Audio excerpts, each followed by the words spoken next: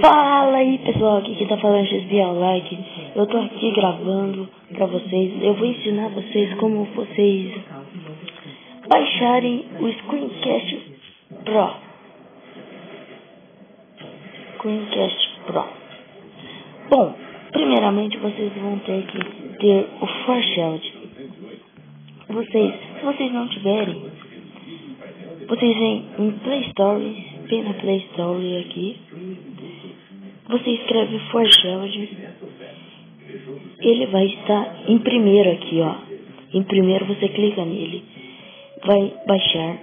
Aí você abre. A hora que você abrir, ele vai aparecer. Não vai aparecer essa tela aqui. Vai aparecer para você ter conta. Você cria uma conta. Aí sim aparece essa tela. Você vem aqui embaixo, aqui na setinha de pesquisar. Você escreve isso.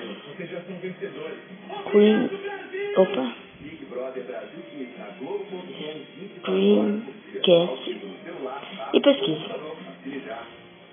Minha internet tá uma bosta, por isso não tá indo. Aí foi. Aqui ó, vai estar aqui em segundo, vai estar Screencast Pro V1.28 APK.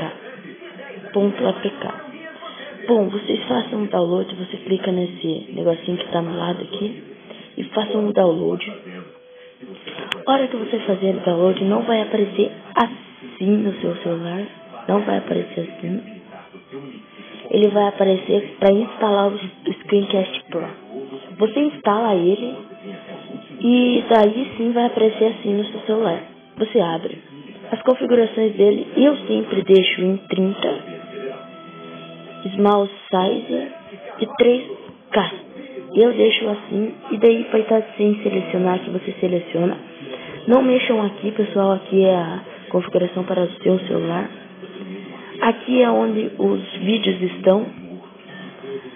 E é isso, pessoal. Se vocês gostaram, põem gostei. Se vocês gostaram bastante, favoritem o vídeo.